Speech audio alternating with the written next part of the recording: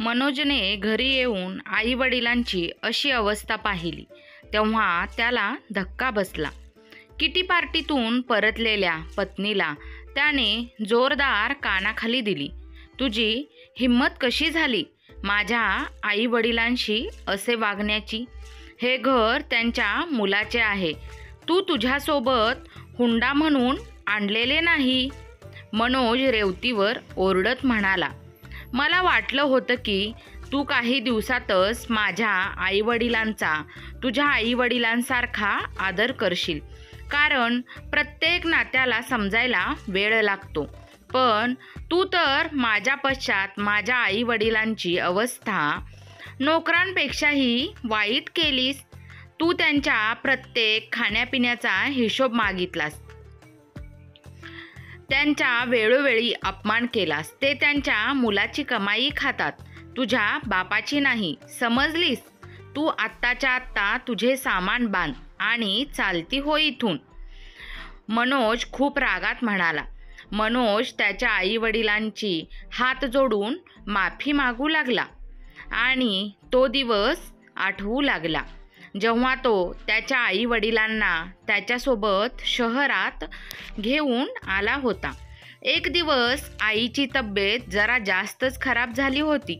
त्याच्या आईला heart attack आला होता. तेव्हा शेजाऱ्यांच्या मदतीने वडिलांनी आईला हॉस्पिटलमध्ये ॲडमिट केलं होतं. डॉक्टरांनी आईच्या उपचारासाठी खूप मोठी रक्कम मागितली होती. तेव्हा वडिलांकडे इतके पैसे नव्हते की ते डॉक्टरांची संपूर्ण फी जमा करू शकतील आणि आईचे उपचार सुरू करू शकतील. त्यांनी त्यांचा मुलगा मनोजला फोन केला. हॅलो बाळा मनोज, मी पप्पा बोलत आहे. तुझ्या आईला हार्ट अटॅक आला आहे. हे ऐकून मनोज सुन्न झाला होता आणि भावूक होऊन म्हणाला. कसं? केव्हा आला पप्पा? आणि तुम्ही मला का नाही कळवले? बाळा, सकाळीच आला आहे. तू काही पैसे पाठवून दे. डॉक्टरांनी पूर्ण 1,00,000 रुपये मागितले आहेत. मनोज ओल्या डोळ्यांनीच म्हणाला. हे तुम्ही काय बोलत आहात पप्पा? तुम्ही अशा अवस्थेत तिथे एकटे आहात आणि मी इथे. नाही पप्पा, तुम्ही डॉक्टरांना उपचार सुरू करायला सांगा. मी लगेचच पोहोचतो तिथे आणि तुम्ही अजिबात काळजी करू नका. आई लवकरच बरी होईल. मनोज घाबरून पटकन घरी आला. त्याच्या बायकोला म्हणाला, आपल्याला आत्ताच्या आत्ता वडिलांकडे जायचे आहे. आईला हार्ट अटॅक आला आहे. रेवती मनोजच्या हातात हात घालून म्हणाली की, अरे मनोज, तू तर माझा संपूर्ण मूड खराब केलास. तुला तर माहिती आहे ना की आज माझ्या मैत्रिणीच्या लग्नाचा वाढदिवस आहे. आपल्याला आज तिथे जायचे आहे. त्यांनी 5 स्टार हॉटेलमध्ये पार्टी ठेवली आहे. तू कुठेही जायचे नाही. तुला माझ्यासोबत यायचे आहे. आणि मनोज, तू तुझ्या आईची काळजी का करत आहेस? आता या वयात अशा आजारांना सामोरे जावेच लागते. मनोजने स्वतःचा हात झटकला आणि म्हणाला की, तुझं डोकं ठिकाणावर आहे का? तिकडे माझी आई हॉस्पिटलमध्ये ॲडमिट आहे आणि तुला पार्टीला जायचे आहे. तुला यायचे नसेल तर तू नको येऊ, पण मी माझ्या वडिलांना अशा अवस्थेत एकट्यांना सोडणार नाही. समजलीस? मनोजने पटकन फ्लाईट पकडली आणि सरळ हॉस्पिटलमध्ये पोहोचला. आपल्या वडिलांना दुरून पाहूनच पळत जाऊन त्यांना मिठी मारली. वडील ही मुलाला पाहून रडू लागले आणि म्हणाले की, बघ बाळा, तुझ्या आईची काय अवस्था झाली आहे. पप्पा, तुम्ही अजिबात काळजी करू नका आणि रडूही नका. मी आलो आहे ना. आता सगळे काही ठीक होईल. मनोजने आपल्या वडिलांचे अश्रू पुसले आणि त्यांना एका खुर्चीवर बसवले. मनोज त्यांच्या वडिलांचा हातात हात घेऊन म्हणाला, तुम्ही फक्त इथे बसा आणि देवाची प्रार्थना करा. मी आता येतो. म्हणून जाऊन सगळ्यात मोठ्या डॉक्टरांना भेटला. डॉक्टर साहेब, कितीही पैसे लागले तरी मी द्यायला तयार आहे. पण माझ्या आईला काहीच व्हायला नको. डॉक्टरांनी मनोजला दिलासा दिला. मनोजजी तुम्ही अजिबात चिंता करू नका आणि आम्ही आमचे पूर्ण प्रयत्न करू तुमच्या आईला वाचविण्यासाठी, असे बोलून डॉक्टर साहेबांनी कमलाजी यांच्यावर उपचार सुरू केले. काही दिवसातच कमलाजी पूर्णपणे बऱ्या झाल्या. मनोज आपल्या आईला हॉस्पिटलमधून वडिलांच्या घरी घेऊन आला आणि काही दिवस मनोजने तिथेच राहून त्यांची सेवा केली. पण कामामुळे त्याला फोनवर फोन येत होते. तेव्हा आनंदजी आपल्या मुलाला म्हणाले की, बाळा, आता तुझी आई पूर्ण बरी झाली आहे. आता फक्त तिला गुडघेदुखीचा त्रास आहे आणि तो वयामानानुसार होतोच. आपण त्याला काहीच करू शकत नाही. त्यामुळे तू आता पुन्हा तुझ्या कामावर रुजू हो. मनोजने तेव्हा होकारार्थी मान हलवली आणि दुसऱ्याच दिवशी त्याच्या हातात 2 बॅगा पाहून त्यांना आश्चर्य वाटले. अरे बाळा, या बॅगेत काय आहे? काही महत्त्वाचे सामान आहे का? तर मनोज म्हणाला की, नाही पप्पा, या बॅगेत तुमचे सामान आहे. तुम्ही दोघेही माझ्यासोबत शहरात येणार आहात. नाही बाळा, आम्ही इथेच ठीक आहोत. फक्त तू आम्हाला इथे भेटायला येत जा. आमच्यासाठी तेच पुरेसे आहे. तुला तर माहितीच आहे ना की सूनबाईला आम्ही जास्त आवडत नाही. बोलता बोलता आनंदजी भावूक झाले. पप्पा, तुम्ही त्याची काळजी करू नका. ते सगळं मी सांभाळून घेईल. पण आता मी तुम्हा दोघांना एकांतात नाही सोडणार. मुलाच्या हट्टापायी आनंदजी आणि कमलाजी दोघेही मुलासोबत शहरात निघून गेले. आपल्या सासू सासऱ्यांना आपल्या घरी आलेले पाहून रेवतीचा चेहरा मात्र रागाने लाल झाला होता. कमलाजी यांची पाऊल त्यांच्या मुलाच्या घरात पुढे पडतच नव्हते. तेव्हा मनोज त्याच्या आईवडिलांना हसतच धीर देत म्हणाला की, आई पप्पा, हे घर तुमचेच आहे. तुम्ही बिनधास्त आणि पूर्ण अधिकाराने घरात या. असे म्हणत मनोजने आपल्या आईवडिलांचा हात पकडून त्यांना त्यांच्या खोलीत घेऊन गेला. त्या खोलीत जाताच खोलीला पाहून दोघेही भावूक झाले. पप्पा, मम्मी, जेव्हा हे घर मी विकत घेतले होते तेव्हाच तुमची खोली तुमच्या दोघांच्या हिशोबाने सेट करून घेतली होती. मुलाचे आपल्याप्रती असलेले प्रेम पाहून दोघांनीही त्याला प्रेमाने मिठी मारली आणि खूप आशीर्वाद दिला. पप्पा, तुम्ही दोघेही इथे आराम करा. मी तुमच्याकरिता चहा नाश्त्याचा बंदोबस्त करून येतो. म्हणून मनोज त्याच्या आई वडिलांना त्यांच्या खोलीत सोडून जसा बाहेर आला, रेवती त्याचा हात खेचत त्याला त्यांच्या खोलीत घेऊन गेली. तुझे डोके तर खराब झाले नाही ना? तुला कोणी सांगितलं होतं या म्हाताऱ्यांना घरी घेऊन यायला? रेवती, तू तुझे तोंड सांभाळून बोल. ते माझ्या आई वडील आहेत आणि तुला त्यांची चिंता करण्याची गरज नाही. मी एकटाच पुरेसा आहे त्यांची काळजी घ्यायला. मी माझ्या आई वडिलांची चांगल्या प्रकारे काळजी घेईन. पण एक गोष्ट लक्षात ठेव, तुझ्यामुळे त्यांना कोणताही त्रास होता कामा नये. नाहीतर माझ्यापेक्षा वाईट कोणीच नसेल. मनोजने त्याच्या आई वडिलांची देखभाल करण्यासाठी एक मेड कामावर ठेवून घेतली. मनोजचे आई वडील मनोजसोबत खूप खुश होते. पण रेवती नेहमी त्यांना पाहून काहीतरी बडबड करायची. एक दिवस मनोजला एका मीटिंगसाठी शहरातून बाहेर काही दिवसाकरिता जायचे होते. मनोजने मेडला बजावून सांगितले होते की, मी गेल्यानंतर माझ्या आई वडिलांना कोणताही त्रास झालेला मला चालणार नाही. मनोज बाळा, तू काय इतकी काळजी करतोयस? तू आमची अजिबात काळजी करू नकोस आणि बिनधास्त तुझ्या कामावर जा. कमलाजी यांनी आपल्या मुलाच्या डोक्यावरून हात फिरवून म्हणाल्या आणि मनोज त्याच्या मीटिंगसाठी दुसऱ्या शहरात निघून गेला. मुलगा बाहेर जाताच सून रेवती तिच्या सासू सासऱ्यांना टोमणे मारून बोलू लागली की, इथे येऊन पडून राहिले, इतकंही कळत नाही का की शहरात किती महागाई आहे? यांच्या येण्याने घरातील खर्च किती वाढला आहे. संपूर्ण घर मेडिकल बनवून ठेवले आहे. अरे, माझ्या माहेरी तर या दोघांना कुणी नोकर म्हणूनही ठेवणार नाही. गावंढळ कुठले, ना यांना राहण्याची अक्कल ना खाण्यापिण्याची. सुनेचे टोमणे ऐकून दोघेही शांत बसून राहायचे. मनोज जाताच रेवतीने जाणून बोजून तिच्या नोकराला सुट्टी दिली आणि घरची सगळी कामे आनंदजी यांच्याकडून करून घेऊ लागली होती.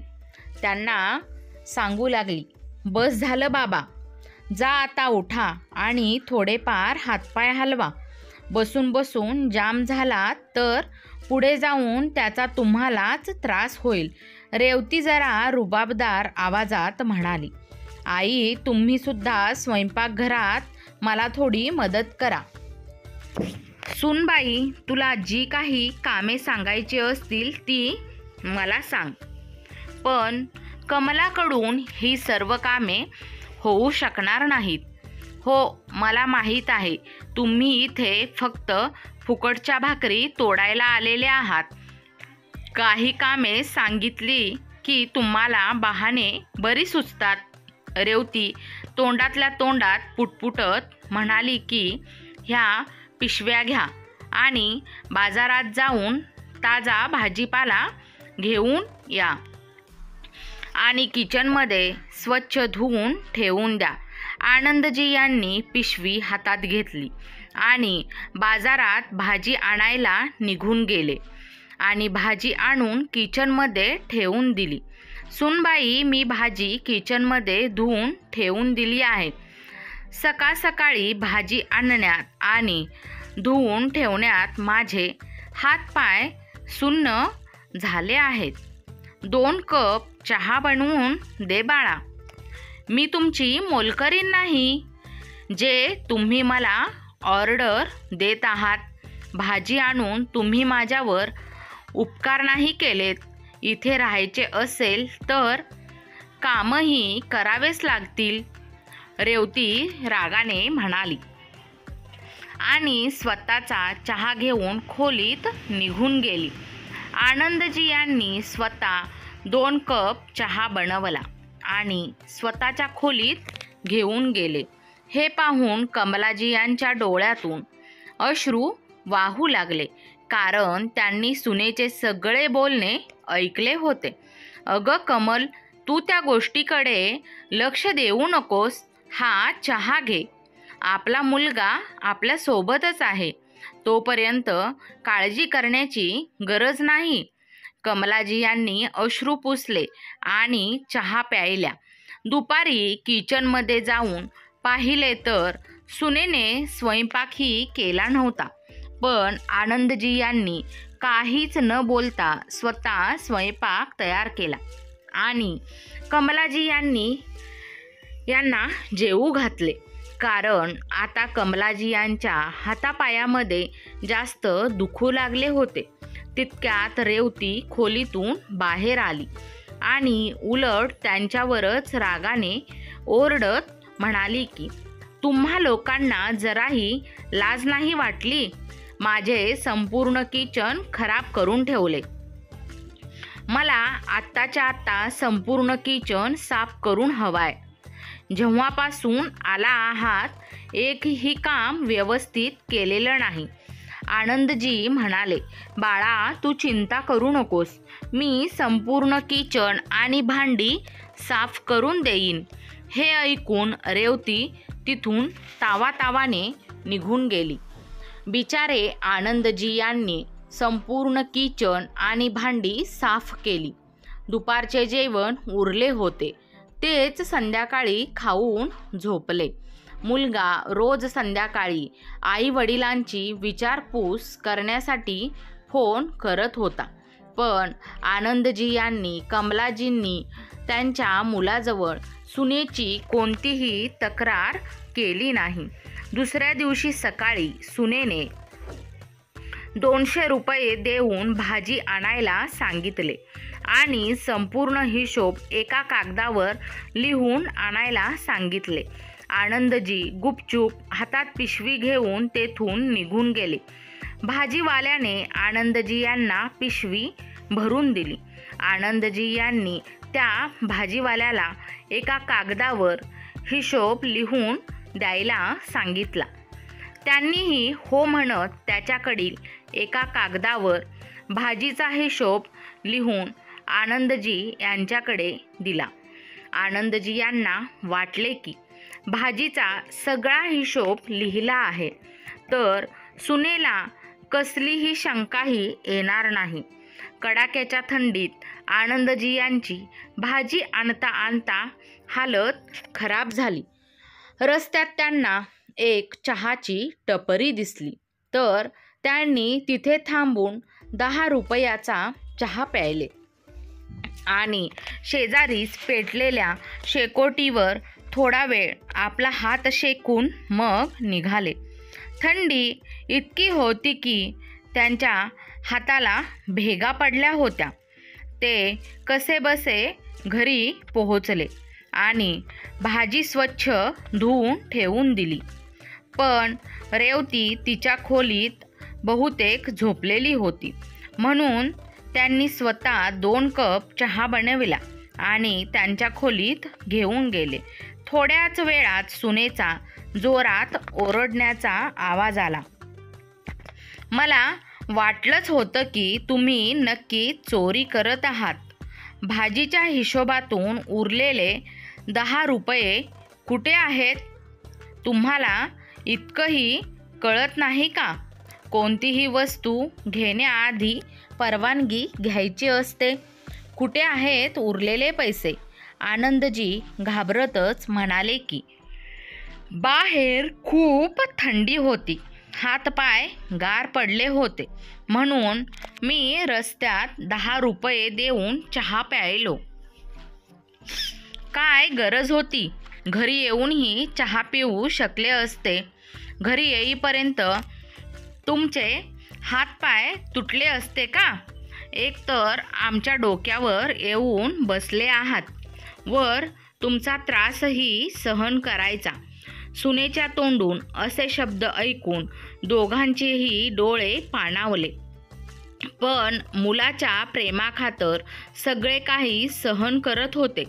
आता आनंदजी रोज स्वतःसाठी आणि त्यांच्या पत्नीसाठी चहा, नाश्ता आणि जेवण बनवत होते आणि स्वयंपाकघरातील भांडी देखील साफ करत होते. दुसऱ्या दिवशी सुनेची मैत्रीण तिला भेटायला घरी आली तेव्हा आनंदजी कमलाजींसाठी लापशी बनवत होते. अरे सानू, तू का आलीस? तू मला फोन करायला हवा होतास. मी स्वतः आले असते तुला भेटायला. रेवती हडबडून तिच्या मैत्रिणीला म्हणाली. तर तिची मैत्रीण म्हणाली की का मी तुझ्या घरी येऊ शकत नाही का? अरे नाही, असे काही नाही. ठीक आहे, तू माझ्यासोबत माझ्या खोलीत चल. आपण दोघीही तिथेच बसून बोलू. असे म्हणत रेवतीने सानिकाचा हात धरला आणि तिला पटकन तिच्या खोलीत घेऊन गेली जेणेकरून तिची नजर आनंदजी यांच्यावर पडू नये. दोघीही एकमेकांशी बोलत असताना आनंदजी तिथे पोहोचले. सुनबाई, मला तूप कुठे दिसत नाही. कुठे ठेवलेस? तुम्हाला मी किती वेळा सांगितले की माझ्या खोलीत येत जाऊ नका म्हणून. तितकेही कळत नाही का तुम्हाला? आता निघा इथून. रेवती आनंदजीवर मोठ्याने ओरडली. सानिकाने रेवतीला विचारले, हा म्हातारा कोण आहे आणि मी त्याला याआधी कधीच पाहिले नाही. अरे काही नाही, तो आमचा नवीन नोकर आहे. तो नुकताच जॉईन झाला आहे त्यामुळे त्याला काही माहिती नाही की कोणत्या वस्तू कुठे ठेवल्या आहेत. सुनेचे बोलणे ऐकून आनंदजींचे डोळे ओले झाले. सुनेने मागून हाक मारली, ऐका, माझ्यासाठी आणि माझ्या मैत्रिणीसाठी पटकन 2 कप कॉफी बनवून आणा. आनंदजींनी आपले अश्रू पुसले आणि कॉफी बनवून आपल्या सुनेच्या खोलीत घेऊन गेले आणि तेथून शांतपणे परत आले आणि आपल्या बायकोसाठी तूप नसलेली लापशी बनवून घेऊन गेले. कमलाजी म्हणाल्या की, अहो काय झालं? सुनबाई कोणावर एवढ्या मोठ्याने ओरडत होती? आनंदजी म्हणाले, अरे काही नाही, तू लापशी खा, नाहीतरी थंड होऊन जाईल. इतक्यात रेवती मोठ्याने ओरडत आली आणि म्हणाली की जर तुम्हाला कॉफी कशी बनवायची हे माहीत नव्हते तर सांगितले असते मला. माझ्या तोंडाची चव खराब झाली. काय झालं सुनबाई? कमलाजींनी आपल्या सुनेला प्रेमानेच विचारले. तुम्ही तर गप्पच बसा. मी आता माझ्या मित्रांबरोबर बाहेर जात आहे. तिकडून आल्यानंतरच बघतेस तुमच्याकडे. आणि हो, माझ्या येण्याआधी घर पूर्णपणे स्वच्छ पाहिजे मला. असे बोलून सून मैत्रिणींसोबत निघून गेली. सुनेचे बोलणे ऐकून कमलाजी रडू लागली. अरे कमला, तू छोट्या छोट्या गोष्टीवर का रडत असतेस? आता जर मी घरचीच कामं केली तर त्यात काय बिघडलं? आणि तूच तर सांगतेस की माणसाचे हातपाय सतत चालत राहायला हवे म्हणून, नाहीतर शरीर जाम होतं आणि त्याशिवाय आणखी 100 आजारही तयार होतात. आनंदजींनी कमलाजी यांचे अश्रू पुसले आणि त्यांना ब्लँकेटने पांघरून घालून विश्रांती घेण्यास सांगितले आणि ते स्वतः स्वयंपाकघरातील भांडी स्वच्छ करू लागले.